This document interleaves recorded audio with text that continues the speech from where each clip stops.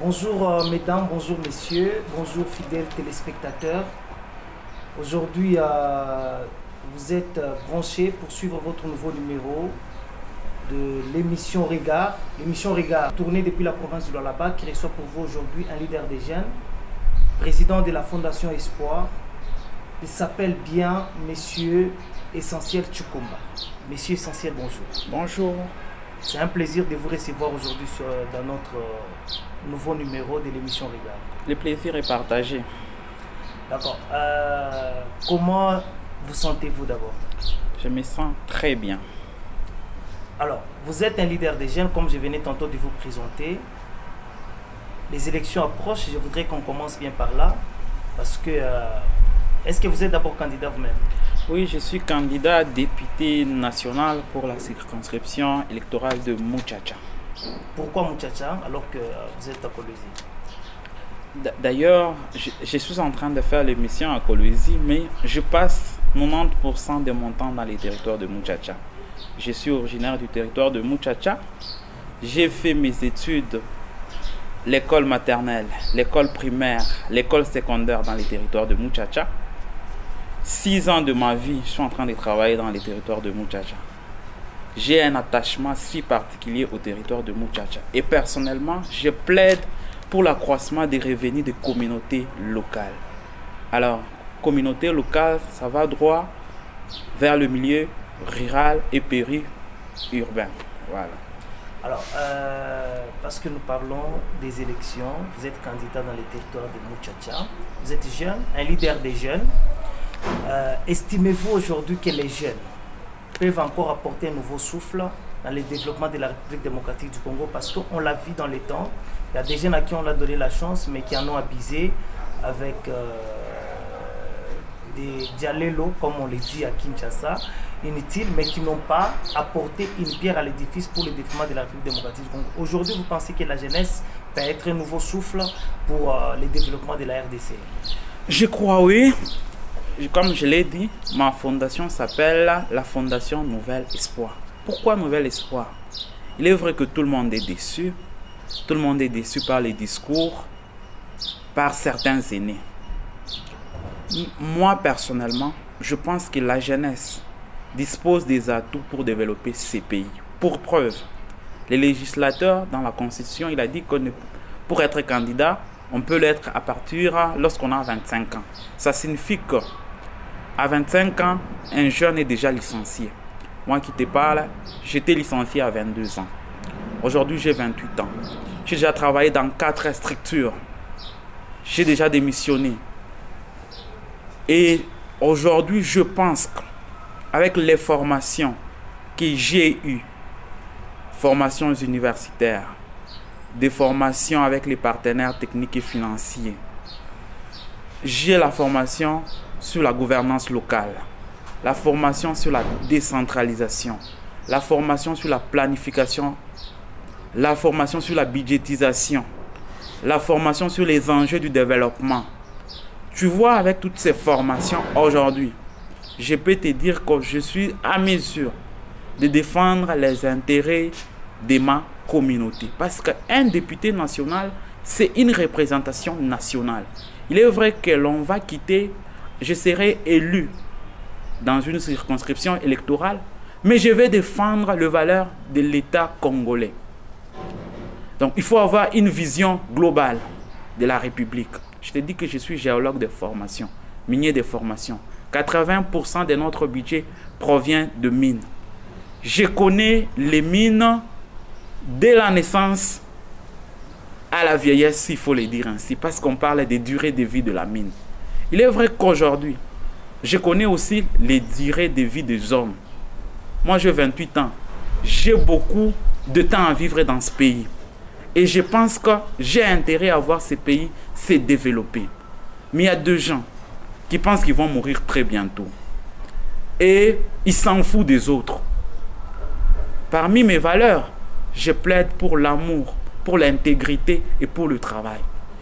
Donc, je crois qu'aujourd'hui, la jeunesse constitue l'espoir pour l'élan du développement de notre pays. Et le président de la République l'a compris. Il a appelé les jeunes à intégrer la vie politique. Parce que Aujourd'hui, ce que je fais, c'est sensibiliser les jeunes partout. Il est vrai qu'être député suppose avoir de valeurs et de connaissances. Parce qu'on est appelé à contrôler, à légiférer. Tout le monde ne peut pas prétendre vouloir être député. Si je n'avais pas suffisamment de formation et d'informations, je n'allais pas prétendre être candidat. Je me suis formé et informé sur la mission d'un député national, bien sûr, et j'estime qu'aujourd'hui, je dispose des atouts pour servir mon territoire et la nation congolaise. Alors, avant vous, il y a des jeunes qui ont tenu le même discours, qui ont embelli leurs paroles pour nous faire nourrir des espoirs, et plus tard, on a vu le contraire. Qu'est-ce qui est de différent dans ce que vous dites? Qu'est-ce qui est d'accrochant? D'abord, je dois te dire que les élections ont commencé en 2006 ici chez nous. Il y a eu des élections en 2006, c'était la première expérience. Il y a eu en 2011 la deuxième expérience. En 2018 la troisième expérience. De tous ces cycles, il n'y a pas eu des élections au niveau local. Ça, c'est un fait. Ça signifie qu'aujourd'hui, la population, pour la plupart, ne connaît pas les rôles d'un député national, les rôles d'un député provincial, mais aussi les rôles des élus locaux. C'est comme ça qu'il y a des actions qui doivent être faites au niveau national, des actions qui doivent être faites au niveau provincial et des actions qui doivent être au niveau local. Si je dis au niveau local, je vois directement les VTD. Et les VTD dans la Constitution, à l'article 3, elles sont énumérées. C'est la ville, la commune, les secteurs et la chefferie. C'est pourquoi aujourd'hui, moi, dans mon petit raisonnement, je me dis, le pays, c'est comme une famille, la RDC. Les papas, c'est la nation. Tu vois? La maman, c'est la province. Et les enfants, c'est les ETD. Et je plaide pour la mutualisation des actions. Je plaide pour les budgets participatifs au niveau local. Parce qu'aujourd'hui, il n'y a pas de budget participatif. C'est comme ça que la population, elle ne se sent pas acteur dans les questions de développement de son pays. Vous voyez? Je plaide aussi pour la gestion participative. Il est important que tout citoyen arrive à comprendre le fonctionnement de son pays. Les députés, pour ne dire cela, ils ont fait de promesses incorrectes à la population. Les députés ne disposent pas de l'argent. Comme un député qui promet de construire la route. Il ne dispose pas de l'argent, il ne dispose pas d'un budget. Il est payé pour le travail qu'il est en train de faire. C'est quel travail? Plaider pour la population, contrôler et légiférer. Il travaille, voilà comment il travaille. 15 mars, 15 juin, il est dans la session. Et puis, il sera encore dans la session du 15 septembre. Il a la période de vacances parlementaires. Pendant cette période, il doit rencontrer ses électeurs, prendre leurs préoccupations et les présenter à l'Assemblée. Parce que celui qui dispose d'un budget, c'est le gouvernement national, c'est la province, c'est les ETD. Alors, aujourd'hui, je te donne pour l'exemple, parce que je te parle que je suis de Muchacha. À Muchacha, il y a 9 groupements, il y a 3 secteurs, il y a plus de 324 villages. Et dans ces villages, il y a la population, en majorité agriculteurs. Quelles sont les préoccupations des agriculteurs aujourd'hui? Qu'est-ce que nous allons faire? Par exemple, qu'est-ce que nous pouvons plaider au niveau national pour accroître leurs revenus? Quand selon mes recherches, les revenus de la population en milieu rural est moins de 20 $. C'est quand même faible. Comment avec 20 $ quelqu'un peut éduquer son enfant, peut payer la scolarité? Donc tu vois un peu les contraintes, les défis, comme j'appelle les défis du développement. C'est là qu'on attend les députés. Vous voyez? C'est là qu'on attend les députés. Plaider pour que le gouvernement fasse des budgets qui répondent vraiment aux préoccupations de la population. J'ai lu les données selon les chiffres à ma possession. À Muchacha, il y a 222 800 électeurs. Bon, parce que je suis scientifique, j'ai fait un raisonnement mathématique. Peu importe les budgets que ceux qui prétendent avoir l'argent mettront en jeu, ils ne pourront pas donner même 10 $ ou 20 $ à toute la population. Est-ce que c'est ce que la population attend aujourd'hui? Renseigne-toi le prix d'une école. le prix d'un centre de santé, le prix de la route. Tu vas voir que c'est beaucoup d'argent. Ces députés, ce qu'ils sont en train de faire, ils sont en train de profiter de l'ignorance de la population pour leur donner les polos, l'épargne, afin d'être votés. Bon, en démocratie, on dit le pouvoir émane du peuple. Et c'est comme ça, nous, aujourd'hui, nous avons pris l'initiative de sensibiliser la population. En général, les jeunes et le moment en particulier, parce que nous pensons que c'est eux qui sont beaucoup plus vulnérables. Ouais, c'est eux qui sont beaucoup plus vulnérables. Moi, personnellement, dans mon parcours professionnel, j'ai rencontré quelquefois des gens dire que je ne disposais pas d'expérience professionnelle suffisante pour occuper telle ou telle responsabilité. Vous voyez? Donc, je suis en train de me rendre compte qu'aujourd'hui, les jeunes font face à cela. Les mamans, pour la plupart, n'ont pas eu l'accès à l'éducation. Quelle est la politique de promotion du genre qui a été faite par nos députés? Quelle est la politique en termes d'encadrement de la formation professionnelle mise en place ou proposée par nos députés?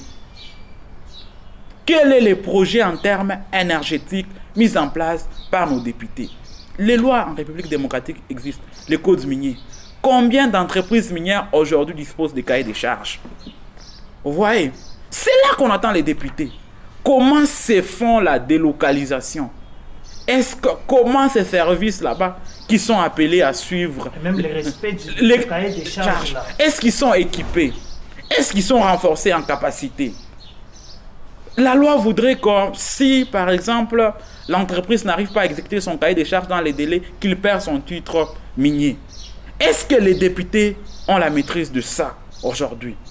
C'est ça, c'est là qu'on attend. Parce que, regarde, j'ai toujours dit, tout le monde, il y a l'argent dans les cahiers des charges. C'est l'argent congolais. Il faut qu'il y ait des gens qui suivent ça. Il y a des délocalisations.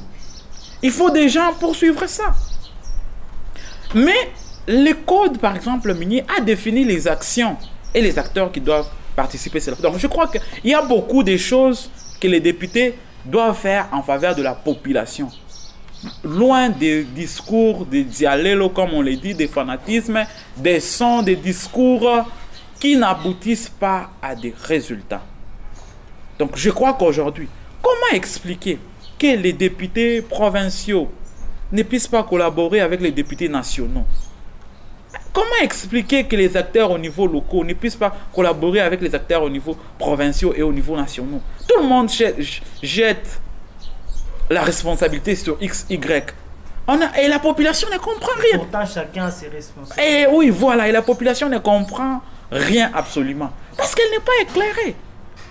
Et aujourd'hui, moi je crois qu'aujourd'hui, parce que je sais que l'émission sera suivie partout, il faudrait choisir des députés nationaux disposant d'une compétence et une moralité, une très bonne moralité, au niveau provincial, mais aussi au niveau local.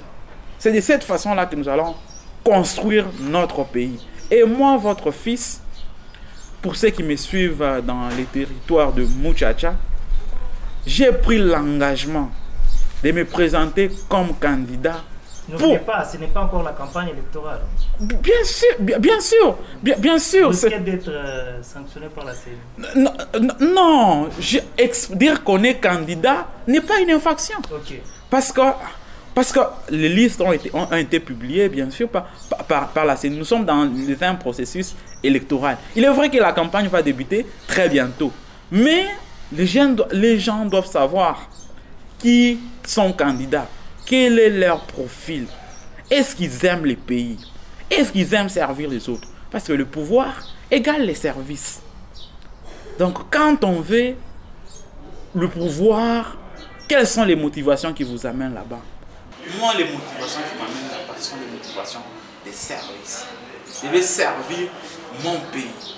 Parce que je crois qu'aujourd'hui, la jeunesse dispose des atouts. Vous savez, nous vivons, comme je l'ai dit aujourd'hui, dans un village planétaire. Il faut lire l'actualité à gauche, à droite, voir ce que les jeunes sont en train de produire aujourd'hui. Donc, il est important que l'on puisse plaider pour l'accroissement des revenus de la population. C'est vrai qu'il y a des choses qui ont été faites, mais il y a encore beaucoup de choses qui restent à faire. Alors vous avez bien entendu, fidèles téléspectateurs, il y a beaucoup de choses qui ont été déjà réalisées, mais il y a encore beaucoup qui restent à faire. Je suis avec moi ici, Monsieur Essentiel. Monsieur Essentiel, je vous présentais tantôt comme étant le président de la Fondation Nouvel Espoir. C'est quoi la Fondation Nouvel Espoir? Pourriez-vous nous parler de manière brève de la Fondation Nouvel Espoir? La Fondation Nouvel Espoir, c'est une association sans but lucratif qui s'est dotée comme mission l'encadrement de la jeunesse en généralité. En général plutôt, mais c'est une fondation qui plaide aussi pour l'éveil de la conscience de jeunes, mais aussi de la population. C'est une organisation qui se veut collaborer avec les autorités établies. Et nous prenons pour le valeur. Nous prenons pour le valeur. Et ces valeurs, nous plaidons pour l'amour, pour l'intégrité et pour le travail. Si on aime ses pays, si on aime son prochain, on va prendre des décisions responsables. Il est vrai qu'aujourd'hui, nous nous vantons d'être un pays potentiellement riche. Oui, c'est vrai. Moi, je n'ai jamais accepté le fait que l'on est un pays riche. Voilà pourquoi j'ai dit que nous sommes un pays potentiellement riche. Il faut convertir ces potentialités en richesse. Et pour convertir ces potentialités en richesse, il faut des hommes avec un cœur, des hommes avec amour, des hommes qui pensent que dans ces pays, il n'y a pas seulement les politiques qui vivent. Et ce sont là les valeurs que prêche, que prône la Fondation Nouvel Espoir. Oui, nous prenons ces valeurs là-bas. Vous existez depuis quand? Nous sommes là depuis juillet 2021. C'est vrai qu'à à ces jours, avec combien de membres?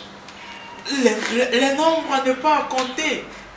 Parce il y a des jeunes qui ont compris. Il y a des jeunes qui ont compris. Confiance. Parce que je vous dis, la fondation, elle a les F91. Ça veut dire qu'elle se veut une fondation nationale. C'est vrai qu'aujourd'hui, elle est beaucoup plus en province. Mais on a des membres même en dehors du pays, même en dehors de la province qui nous suivent. Donc, je crois qu'il est vrai qu'aujourd'hui, on est en train de travailler sur cette vision.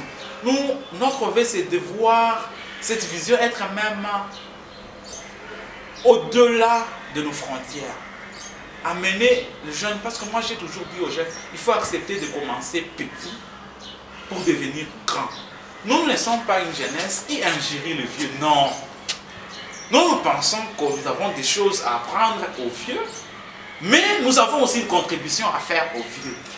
Voilà. Alors, voilà ce que nous sommes. Nous ne sommes pas ceux qui pensent qu'il faut éliminer tous les vieux. Non. Il faut que toutes les classes existent. Non.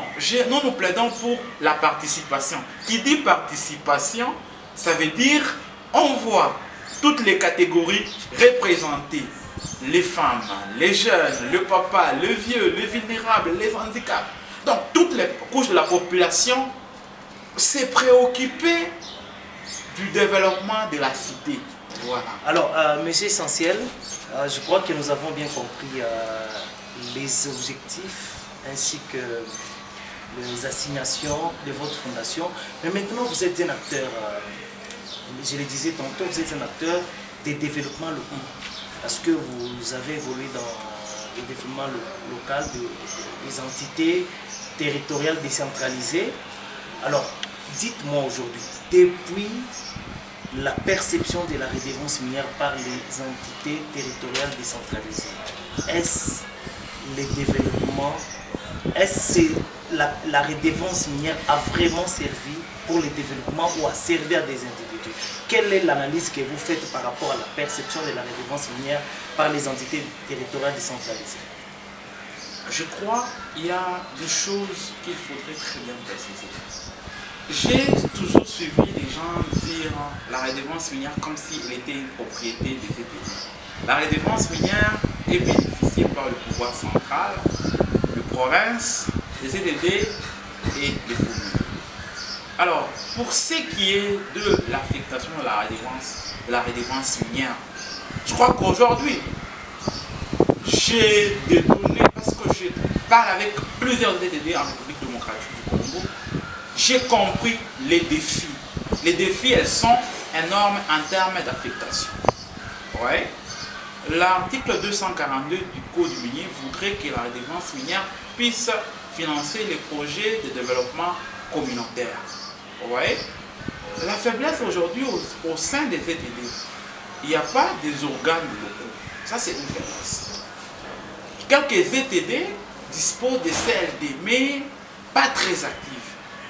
Et même, parce qu'en fait, les gens ont l'air de manque d'affecter les besoins prioritaires de la population. Et ces besoins doivent être des besoins concertés. Alors, par exemple, les besoins en termes d'infrastructures. La redevance, les routes, les écoles. Non, il y a des routes de dessertes agricoles, par exemple, les écoles, les hôpitaux, disons, les marchés. Donc, il y a beaucoup de choses, mais ces choses, il devait y avoir. Il y a des matières, par exemple, qui sont libéralisées aujourd'hui, comme le secteur énergie, où le pouvoir central, la province peuvent intervenir d'une manière ou d'une autre. Mais les grands défis sont les défis liés à la planification et à la budgétisation. C'est ça le grand défi. Des fois, vous savez, des fois on a l'impression de faire telle chose pensant que c'est ce qui est bien.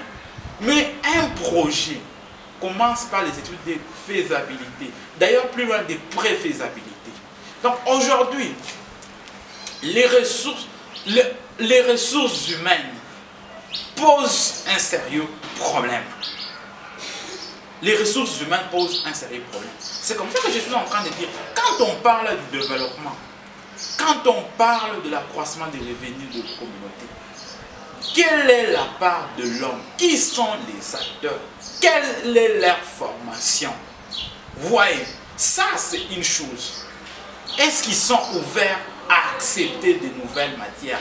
Est-ce qu'on est sensible au changement?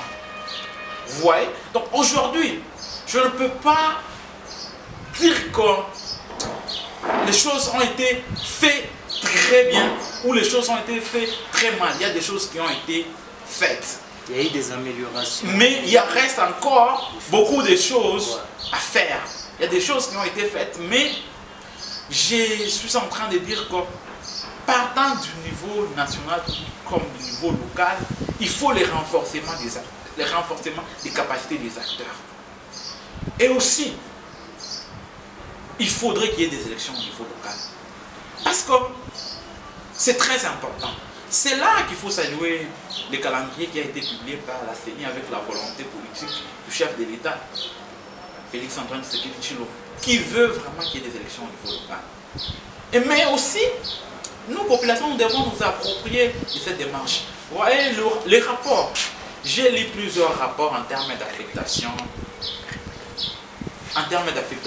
de revenus infranationaux. Il y a beaucoup de débats là-dessus. Je crois que je pense qu'il est important que l'on puisse, à l'avenir, avoir vraiment une émission réservée aux questions de la redevance minière. Parce que, personnellement, sur les questions de la redevance minière, il y a beaucoup de spéculations aussi. Parce que les gens ne savent pas les mécanismes de collecte, les mécanismes de gestion et les mécanismes d'affectation. Il y a aussi beaucoup de cacophonies autour de ça. Tout le monde en parle sans avoir la maîtrise. Il y a des cacophonies, c'est vrai, mais il n'y a pas de cacophonies seulement dans les fiefs des observateurs, mais dans les fiefs même des gestionnaires. En fait, c'est... Parce qu'il y a des gestionnaires qui ne savent pas, comme vous l'avez dit tantôt, la redevance minière c'est une question qui doit être vulgarisée. Les gens doivent comprendre comment doit fonctionner la redevance. Il y a des gens qui prennent la redevance pour autre chose. Vous savez, moi personnellement, comme je vous disais tantôt que j'avais une formation en finances publiques, la redevance minière c'est une taxe. Au regard du principe d'universalité budgétaire, elle est à prendre comme la taxe sur étalage, la taxe de circulation. Il faut considérer ça de cette façon-là. Maintenant, ce qu'il faut examiner aujourd'hui, ce sont les budgets.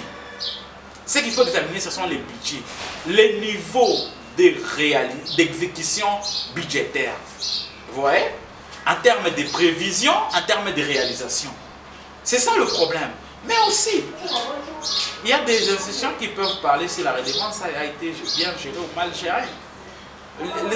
Ces animateurs là-bas sont contrôlés par la Cour des comptes, les inspections générales de finances. Ce sont les deux institutions habilitées à parler des questions de finances. Publiques d'ailleurs dans la République démocratique du Congo. C'est vrai que les politiques peuvent aussi en parler, mais ils doivent réquisitionner les services disposant des compétences en la matière pour nous donner des informations concrètes. Ouais. Parce que si tout le monde parle, parce que ce qui fait mal dans ce pays, c'est quoi? Tout le monde parle sur des choses qu'il ne maîtrise pas. Tout le monde parle de tout. Voilà. Donc, surtout sur les réseaux sociaux. Oui, et puis je crois qu'il faudrait à un moment donné que l'on puisse avoir la culture de prendre l'information à la source. Vous êtes journaliste, visitez ces ZTD qui existent aujourd'hui, voyez leurs réalisations, lisez les rapports sur l'initiative pour la transparence des industries extractives. Voyez, fréquentez les services de mines, donc visitez les organisations de la société civile. Donc, prenez les informations recoupées, mettez-les ensemble. En ce moment-là, vous allez voir. En tout cas, je crois qu'aujourd'hui, il y a des gestionnaires aussi qui gèrent bien. Alors, monsieur Essentiel, je crois que nous tendons vers la fin de notre numéro de séjour. Mais seulement, nous voudrions poser un petit mot par rapport, nous voudrions que vous puissiez poser un petit mot par rapport à la gestion des 5 ans du président de la République. Êtes-vous satisfait du mandat de Félix Tshisekedi?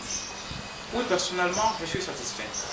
Sur quel plan? Parce que l'opposition relève beaucoup de critiques, notamment la gratuité de l'enseignement, quoique la majorité la déclare effective, mais il y a des zizanies ici et là, il y a des infrastructures qui n'ont pas atteint le niveau satisfaisant. Donc voilà, vous êtes satisfait à quel niveau? La première des choses, quand on parle, il faut parler du contexte. Quand on hérite un pays, on hérite le personnel. La première des choses, on hérite les infrastructures. Vous voyez? Et en ce moment-là, on cherche à améliorer les infrastructures. Quand on arrive, on cherche à améliorer les infrastructures. On cherche à renforcer les ressources humaines. Il faut arriver à changer les gens. Et vous savez qu'il y a eu un problème majeur que tout le monde ne peut pas oublier, le Covid. L'économie de la RDC est extravertie. Ça veut dire que la grande majorité des ressources proviennent de l'extérieur. Il est impossible de réaliser beaucoup d'actions sans ressources. Mais la volonté politique est là. Il y a des choses qui ont été faites.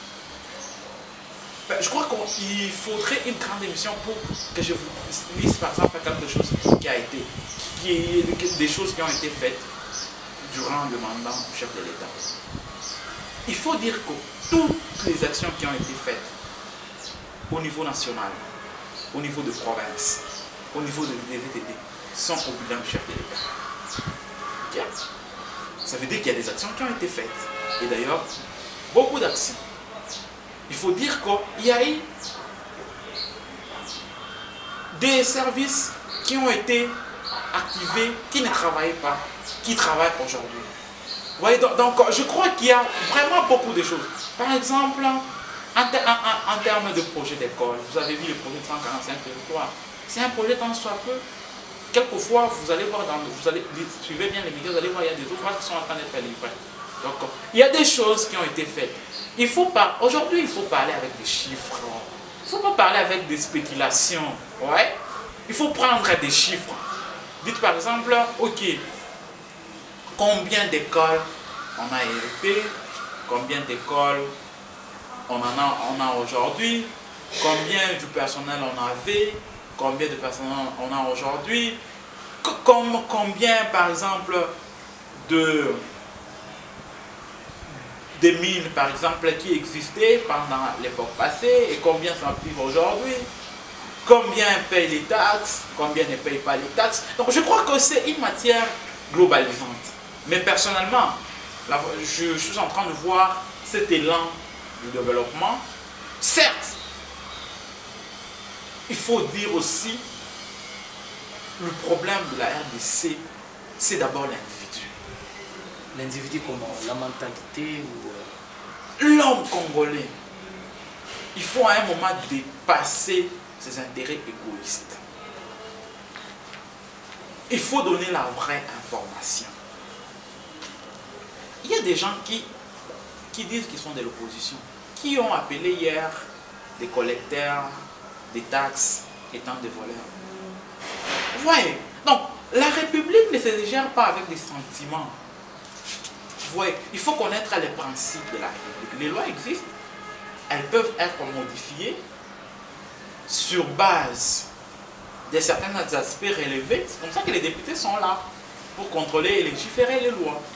Et donc, je crois qu'aujourd'hui, le contexte, nous étions à la première, disons, à la première alternance. Et ce qui a été fait aujourd'hui, je crois qu'il y a vraiment des choses à apprécier, mais il reste encore beaucoup de choses à faire. Alors, puisque vous êtes satisfait de la gestion de Félix Tshisekedi pendant les 5 ans, est-ce que c'est le même sentiment aussi pour la province du Lualaba, la gestion de Madame Fifi Massouba Saïdi? En tout cas, personnellement, moi, la dame, je l'apprécie beaucoup. Je l'apprécie beaucoup. J'ai eu quand même, durant mon parcours de jeune, avoir eu la possibilité de l'écouter quelquefois. J'ai senti en elle là, ces sentiments-là de vouloir toujours bien faire les choses. Et ça, je me dis, pour le développement, la première des choses, c'est la volonté politique. Ouais. Merci beaucoup, Monsieur Essentiel. La première des choses, c'est la volonté politique, nous l'avons compris. Mais nous voulons terminer avec un dernier message. Vous êtes un leader des jeunes.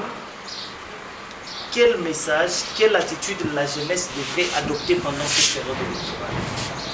C'est la jeunesse doit accepter de travailler. La jeunesse doit aimer ses pays. La jeunesse doit éviter le tribalisme, les discours séparatistes. Si nous disons que nous sommes un pays, nous voulons être un État unitaire. Ouais, nous sommes un État unitaire, certes décentralisé, mais nous devons être en mesure de comprendre que ces pays, c'est notre patrimoine. Et loin de là, nos considérations politiques, voyons en commun la République démocratique du Congo. Merci, Monsieur Essentiel. Je vais vous demander de vous tenir debout. Voyons en commun la République démocratique du Congo. Comment voyez-vous la République démocratique du Congo dans les 5 prochaines années? Avec Essentiel comme député, Félix Tshisekedi président, comment voyez-vous la RDC? Je vois la RDC aller de l'avant.